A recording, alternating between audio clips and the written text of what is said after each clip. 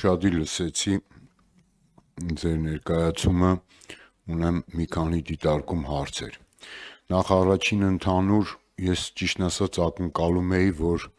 դուք որպես էկոնոմիկայի նախարարություն մեր երկրի մակրոտնտեսական միջավայրից էլ պիտի գնահատումներ անեք, առնվազն 2024 թվականը դեռ շարունակվում էր արտաքին դրական գործոնի տնտեսական ազդեցությունը, որի արդյունքում մենք ունեցանք բարձր աճ, ցավոք սրտի դրա այդ գործոնը թուլանում է եւ մենք այս տարվա արդեն առաջի կիսամյակում մակրոտնտեսական միջավայրում ունենք առնվազն այսպես զսպող կամ որոշակի վատացող միտում, խոսքը վերաբերում է թե արտահանմանը,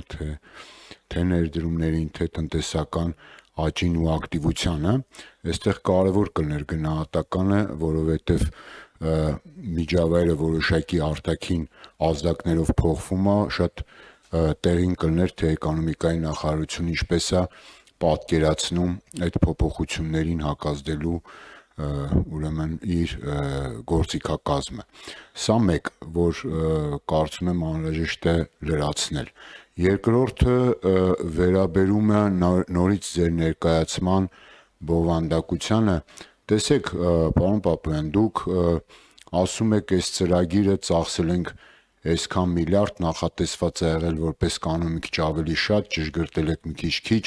ծախսել եք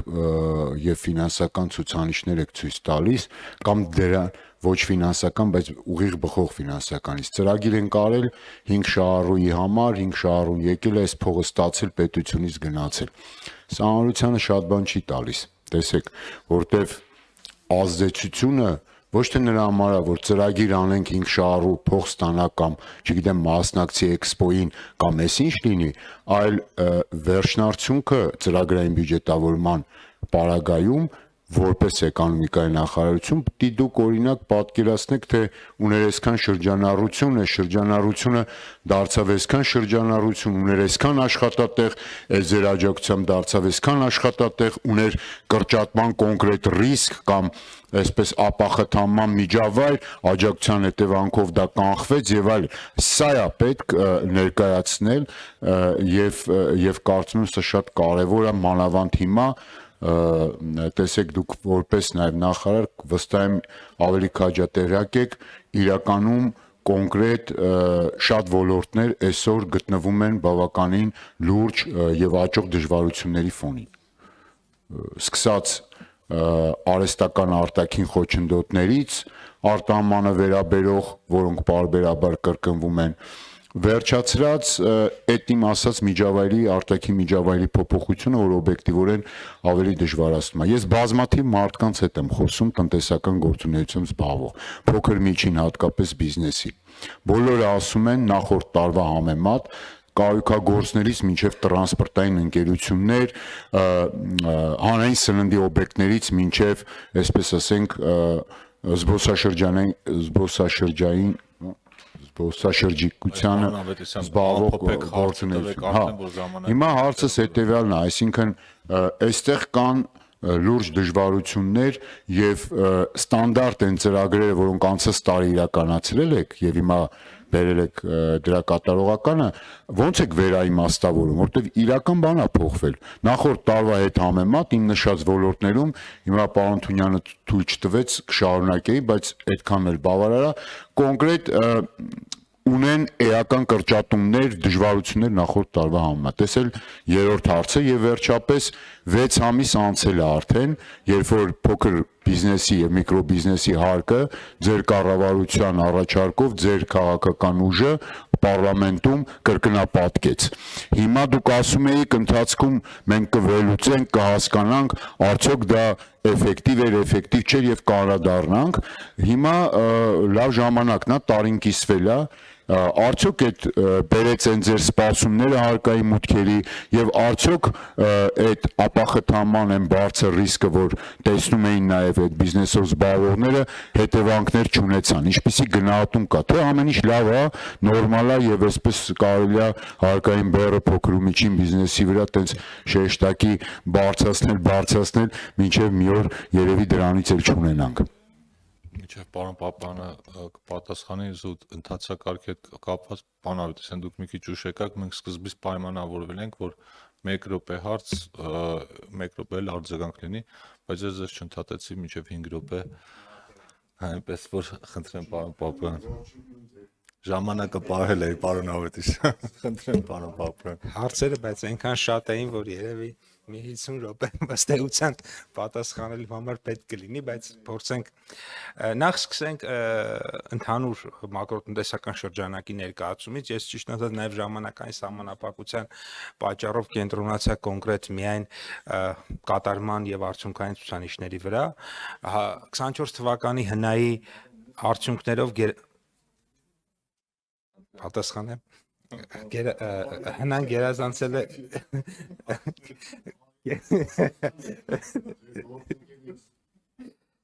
հնան գերազանցել է 10 տրիլիոն դրամ առաջին անգամ եւ մենք ինչպես գիտեք 5.95 համարյա այդքան տոկոս աճ նշեմ որ մեկ շնչին ընկնող հնան արդեն 24 թվականի արդյունքներով կազմել է ավելի քան $8500, այնինչ 23-ի արդյունքները $8100-ից մի փոքր ավել էր։ Ճյուղերի ավելացված արժեքը ներկայացնեմ, քանի որ դուք մակրոտնտեսական շրջանակը մի փոքր ուզեցաք ներկայացնեմ, ուրեմն արդյունաբերությունը 3.1%-ով է աճել, գյուղատնտեսությունը 1%-ով, ծառայությունները 5%-ով, առևտուրը 16.8%-ով, իսկ շինարարությունը 13.5%-ով։ Հնայի կառուցվածքը, եթե դիտարկենք, սա շատ կարևոր ցուցանիշ է իմ կարծիքով, օրինակ 18-ը համեմատենք 24-ի հետ, 18 թվականին արդյունաբերությունը 39.2% էր, արդեն 24-ին 45.2%, ուրեմն հաջորդը ներկայացնեմ օրինակ գյուղատնտեսության ծավալը, ինքը 13.9% էր 18-ին, արդեն 24-ին 7.9, այստեղ թվում է թե կրճատում կա իրականում, տնտեսության մյուս ճյուղերն են ավելի արագ աճել, այստեղ պետք է դա ֆիքսենք, քան գյուղատնտեսությունը եւ գյուղատնտեսության մասնաբաժինը փոքրացել է եւ ես կարծում եմ, որ այն տեսլականը, որ մենք ունենք ապագայի հետ կապված, դա ինտենսիվ տոխմային տնտեսություն, որը մոտավորապես հենց այսքան մասնաբաժին պետք է իմ կարծիքով ունենա, ոչ ավել, որովհետեւ թվայնացման, տնտեսական զարգացումների եւ այլնի համատեքստում կարծում եմ, որ այդտեղ կարևոր դերակատարումներ պետք է լինի։ Շինարարությունը 6.6-ից 7.1% ենք մեծացել, ծառայությունների ծավալը 18.2-ից ուրեմն ես ներողություն եմ խնդրում, արդյունաբերությունը 18.2-ից դարձել է 16.2 եւ ծառայությունների ծավալը ծառայությունների եւ արդյունաբերության թվերը սխալ ասացի, ուրեմն ծառայությունների ծավալը 39.2-ից 45.2% է դարձել։ Արտաքին առևտրաշրջանառությունն է կտրուկ ավելացել, բայց նախորդի վեթ հարցերը հնչեցին, այստեղ ամենահետաքրքիրը որն է, ես ուզում եմ նշել, արտաքին առևտրաշրջանառությունը, օրինակ արտահանումը, այսպես նայում ենք 57% նվազել է այս տարի, այս առաջին 4-5 ամսում նախորդ տարվա նկատմամբ, բայց տնտեսությունը 5.2% աճել է։ Սա ինչ է նշանակում։ Սա այն է, ինչը ես ամբողջ անցած տարի ասում էի։ Ասում էի, երբ որ ասում եք 57% աճել է, 60%, դուք ասում եք տնտեսությունը, որ մի ուրախացեք, որովհետև տնտեսությունը աճում է այն պատճառով, որ ոսկին վերահարտահանում է, ես ասում էի, այդ ոսկու վերահարտահանումից ըստ էության մեր տնտեսությունը ոչ էական օգուտներ ունի եւ դրա կրճատումից էլ էական վնասներ չի ունենա։ Հիմա տեսեք, 60-70% նվազել է այդ գործը։ Մի քանի մարդ, որոնք որ տենց ինչ որ գումարներ էին աշխատում այդ process-ի մեջ, այո, իրանք չեն աշխատում, բայց մեծ հաշվով դա մեր տնտեսության մեջ այդ մեծ թվերը, որ ասենք 4 միլիարդ, 2 միլիարդ, 3 միլիարդ, դրանք մեր տնտեսության համար հանրային բարիքի տեսանկյունից նաև որևէ ընդգրկում, այդպես ասած, մեծ չունեին եւ դա է պատճառը, որ իրանց եւ այդ կտրուկ ավելացումը մեր համար որևէ մեծ արժեքային բան չէր ստեղծել եւ այդ կտրուկ պակասումը չի ստեղծել եւ սա հենց այդ դա եմ ասում, այսինքն այդ ոնց եղավ, ինչ որ մի բան այդքան նվազում է 50 քանի տոկոս, բայց տնտեսությունը շարունակում է աճել օրինակ 5.2%-ով, որովհետեւ ինքը հնայի մեջ ըստ էության շատ քիչ արժեք ստեղծող ուրեմն հատված է բայց այնուամենայնիվ 24-ի թվերն եք ներկայացնում, գիտե, օրինակ, արտահանում աճել է 53.1%, 13 միլիարդ, բայց այնուամենայնիվ ես էլի եմ կրկնում, սա ես երբեք չեմ համարել, որ մենք այս թիվը պետք է վերցնենք որպես մեր ուրեմն բազային աշխատանքի ցուցանիշ, այսինքն վերարտահանումը, ոսկին եւ այլն կարելի է դնել մի կողմ եւ առանց դրա նայել օրինակ ինչքան ենք ավելացել կամ ինչքան ենք նվազել ուրեմն արտահանման դրա համար ես առանց ոսկու եւ առանց վերարտահանման կներկայացնեմ թվերը տեսեք ուրեմն արտահանման ծավալն առանց ոսկու վերարտահանման այդ ոսկին եթե հանում ենք ուրեմն կազմել է 8.5 միլիարդ ուրեմն արտահանման ծավալը 23 թվականին 8.5 միլիարդ է եղել առանց ոսկու 6.8 միլիարդ ուրեմն արտահանման ծավալը 24 թվականին եղել է 13.1 առանց ոսկու 7.5 այսինքն եթե ոսկին հանում ենք 6.8-ը դարձել է 7 միլիարդ 526 միլիոն սա ես օրինակ միշտ սա եմ իմ համար աշխատանքային ցուցանիշ վերցրել ոչ թե օրինակ 8.5-ը դարձավ 13 հպարտանայի որ այդքան ավելացավ հիմա էլ այդքան նվազի որովհետև այդ ոչ ավելացումը ոչ նվազումը մեզ համար ցավոք սրտի թե բարեբախտաբար շատ մեծ էֆեկտներ այդ տեսանկյունից չի ունեցել ներմուծման ծավալները նույն տրամաբանությամբ նշեմ 24 թվականին ուրեմն 17 միլիարդից մի փոքր ավել ներմուծել ենք առանց ոսկու 11.1 միլիարդից մի փոքր ավել աշխատատեղերի թիվը դե գիտեք ըստ էության պատմական ռեկորդներ ենք արձանագրում եւ սա այո եւ սա փաստ է արդեն եւ այդ պատմական ռեկորդների մասին չխոսենք որովհետեւ դրանք ըստ էության անընդհատ ամեն հաջորդ ամիս նոր թվեր ենք ունենում խոսեմ ինձ թվում է կարևոր թեմա է եթե նայենք ձեր հարցի համատեքստում օրինակ միջազգային տնտեսական վարկանիշներում մենք ինչ դեր ունենք որովհետև էկոնոմիկայի նախարարության կամ կառավարության քաղաքականության արդյունքում դրանք կարան եւ իջնեն եւ հելնեն իհարկե էկզոգեն եւ էնդոգեն տարբեր գործոններ դրա վրա ազդում են, բայց նաև մեր քաղաքականություններն են դրա վրա ազդում։ Moody's-ում ըստ էության BA3 պահել ենք, Fitch-ում BB- պահել ենք, S&P Global-ում BB- պահել ենք, Economic Freedom Index-ում առաջընթաց ունենք։ 50-րդն էինք, դարձել ենք 47-ը, 184 երկրների մեջ։ Global Innovation Index-ում էլի առաջընթաց ունենք 72-ն էինք, դարձել ենք 63-ը 133 երկրների մեջ, առաջին անգամ հաշվառվել ենք Travel and Tourism Development Index-ում 72-րդն ենք 119-ի մեջ, Economic Complexity Index-ում նոր տվյալներ չեն հրապարակվել, վերջին հրապարակված տվյալները ուրեմն 91-րդն ենք 133 երկրների մեջ 21 թվականին եւ սա մեր թիրախն է, ըստ էության տնտեսական բարդության ավելացումը եւ նույնն ենք մնացել Corruption Perception Index-ում, այստեղ էլի 62-63-րդն ենք վերջին 3 տարիներին ոչ մի փոփոխություն ցավոք սրտի չունենք եւ սա ուսումնասիրել ենք տարբեր խնդիրներ կա այդ թվում նաեւ դատական համակարգում վճիռների արագության հետ կապված եւ այլն այսինքն այսպիսի հարցեր կա եւ իհարկե մտավոր սեփականության պաշտպանության հետ կապված եւ սա այս պահին մեր կարևոր թիրախներից է ձեր վերջի հարցին էլ մի փոքր անդրադառնամ որտեղ հարցերը այնքան շատ են հնարավոր չի ստեղծության բոլոր հարցերին պատասխանել մենք փոփոխություններ ունենք մեր քաղաքականություններում պարոն Ավետիսյան կոալիցիան եւ այդ է նպատակը, որ այդ է պատճառով հենց հիմա կառավարությունում է 3 ռազմավարություն, դա արտահանման ռազմավարությունն է, մեր երկրորդը փոքր եւ միջին բիզնեսի զարգացման ռազմավարությունը, որը դուք մատնանշեցիք, եւ մեզ համար հասկանալի է, որ փոքր եւ միջին, այսինքն մենք այնտեղ թիրախավորել ենք այդ ռազմավարության մեջ փոքր եւ միջին բիզնեսը, դրա զարգացման նոր ուրեմն զարգացման համար կոնկրետ գործողությունների ծրագիր ենք մշակել եւ ամենահետաքրքիրը այնտեղ մի շատ կարեւոր կետ ունենք գաղափարից բիզնեսի անցման, նախկինում էլ է դա ինչ որ կերպ կիրառվել, հիմա ավելի լավ մեթոդաբանություն ենք փորձել կիրառել, այդտենա որ բոլոր այն մարդիկ որոնք ունեն շատ լավ գաղափար, խոսքը պարզ առևտրային գործունեության մասին չի, բայց չունեն փող, մենք իրենց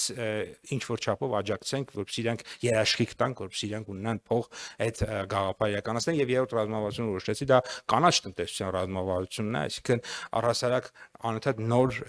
նոր ժամանակներին համահունչ ռազմավարական առաջնահերթություն են կանում։ Հիմա նաև մի հարց էս էլ ասեմ ու ավարտեմ, մի հատ կարևոր բան դուք ասացիք, ասում եք այդ քաղաքականությունները օրինակ ինչպես են հողի վրա արտացոլվել։ Ամենահասարակ օրինակը բերեմ, օրինակ արտադրողականությունը մեր երկրում 1 ժամ հնան մոտավորապես օրինակ հասարակ օրինակ բերեմ 2003-17 թվականներին 4-5 տարում $1 է աճել։ Միայն ամբողջ անցած տարի $1 է աճել։ Ընդ որում ինչի են վերցնում միայն ամբողջ անցած տարի, որ խոցելի չլինի, որ ասեմ 18 թվականից հետո այսքան կասեք դոլարը արժեզրկվել, արժևորվել եւ այլն։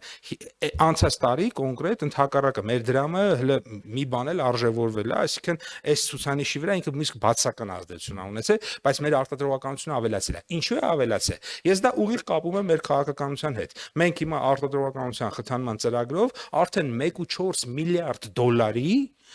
պորտֆել ունենք։ Ինչ նշանակում 1.4 միլիարդ դոլարի, այսինքն 1.4 միլիարդ դոլարի մեր բիզնեսը գնացել է մեքենա սարքավորում առել, իր 90-ականների սովետական ժամանակների այն հին տեխնոլոգիան փոխել է նոր ժամանակակից գերմանական, ամերիկյան, չինական, տարբեր երկրների արտադրության մեքենա սարքավորումներ են բերում, որոնք իրենց արտադրողականությունը ավելանում, այսինքն քաղաքականություն, արդյունք կապը շատ տեսանելի է եւ ես դրա հետ եմ պայմանավորում։ Շնորհակալություն։ Պարոն եթե արձագանքում եք, խնդրում եմ մենակ կարճ։ Հա, ես ուղղակի աննախադեպ եւ ասում եք այդ մեծ հանգրվանների եք հասնում, ոնց եք ասում, աննախադեպ ցուցանիշներ եւ այլն, բայց կառուցվածքից եք խոսում, սա անկերպով պարոն Պապոյան, չանդրադարձակ, որ ձեր իշխանության օրոք նման մի աննախադեպ ցուցանիշ կա, մեկ երկրից մեր արտաքին տնտեսական կախվածությունը դեր իշխանության օրոք ամեն տարին նախորդի հետ կապված այս վերջին փուլում շեշտակի աճում է։ Դա ակնհայտ փաստ է, ինչը լավ չի։ Լավ է որ առևտուր անենք ցանկացած երկրի հետ, բայց վատ է որ կախվածությունը մեկ երկրից ցանկացած պարագայում ոչ թե դիվերսիֆիկացվում, այլ մեծանում է։ Եվ հաջորդ կարևոր խնդիրը, որ նորից չանդրադարձակ, ես հենց դրա համար էի ուզում, որ մենք գանք դրան, իրական հատվածն է։ Արդյունաբերության ոլորտը ասում եք տեսակարար կշռով աճել է, բայց արդյունաբերության ոլորտի եթե ոսկին հանում ենք, էլի ձեր ասած, ոսկին հանում ես, վայթեմ արդյունաբերության ոլորտը նվազել է, ոչ թե աճել։ Այսինքն սա մեկ, գյուղատնտեսություն դե գիտեք, ինձ լավ ազատ անկման մեջ է ըստ էության։ Հիմա սա եւս կարևոր ցուցանիշ է։ Եվ սրանք է, որ պետք է վերաիմաստավորեն ձեր ծրագրերը եւ առաջնահերթություն լինեն եւ ամենավերջում ասում եք թիրախավորում ենք փոքր ու միջին բիզնեսը, հուսամ դրական չէ, իմաստով եք թիրախավորում, ոչ թե վերացնելու տեսանկյունից, հուսամ չեք վերացնելու, որտեվ թիրախավորել եք, հարկը բարձրացրել եք։ Մարդիկ բողոքում են նորից ոնց որ հարկը հիմա էս է հարցը էլի ինչ եղավ այդ 6 ամիս անցավ նորմալ էր այդ կրկնապատկումը հարկային բեռի թե ասենք վերադառնալու եք եւ ինչ որ ձևով թե չէ ռազմավարություններ մարտավարություններ գլոբալ ինդեքսներ միջազգային հարթակներ այս մարդը կոնկրետ հիմա աշխատում է վճարում է կրկնակի արդ ունի բարդություններ որտեվ անցած տարվա նկատմամբ շրջանառություն է կրճատվել այդ մարդուն ես կարամ ասենք եթե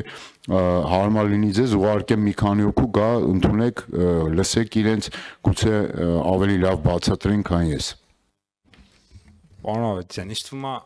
լավ մեթոդ չի ոլորտում, որտեղ ասենք տասնյակ հազարավոր մարդիկ են աշխատում, դուք մի քանի հոգի ուղարկեք, ես էլ ասենք օրինակ մի քանի տասնյակ հոգի ուղարկեմ հակառակը։ Դա լավ մեթոդ չի։ Եկեք այլ մեթոդաբանություն օգտագործենք, իսկ մեթոդաբանությունը հետեւյալն է, որ նոր առաջարկված մեխանիզմով, եթե մարդը աշխատում է թղթով, այսինքն օրինական, իր հարկերը նվազում են։ Օրինակ,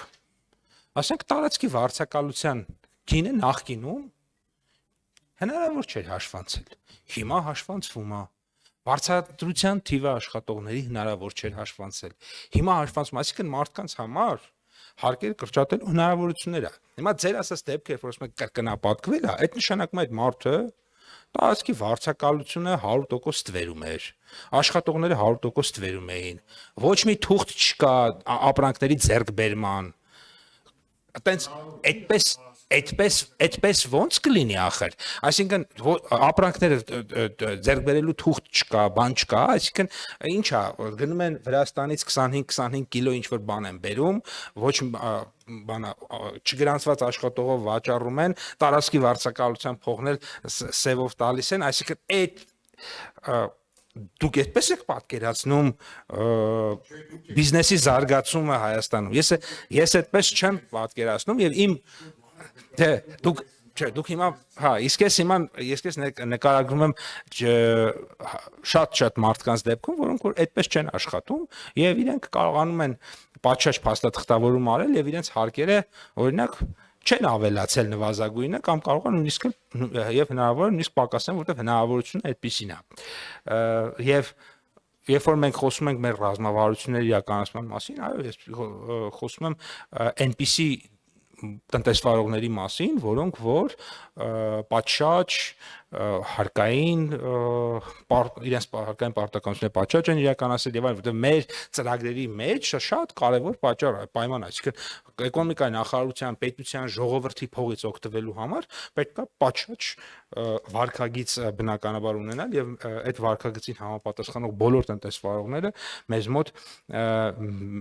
բոլոր տնտեսվարողների առաջ, այսպես ասած, մեր դռները բաց են եւ մենք իրենց աջակցում ենք։ Որոշակի ուղղություններով թերակատարումները հենց նաև դրանով է պայմանավորված, որ տարվա ընթացքում օրինակ իմ գնահատմամբ ինչ որ ծրագրերի արդյունավետություն բավարար չի եղել, այսինքն ես նայել եմ, տեսել եմ, որ այս ծրագիրը արվել է, արդյունքային ցուցանիշները բավարար չեն եղել, համարել եմ, որ պետք է այդ ծրագիրը էլ չանենք։ Օրինակ, այդպես եմ կարծում, որ ես կարծում եմ, որ արդեն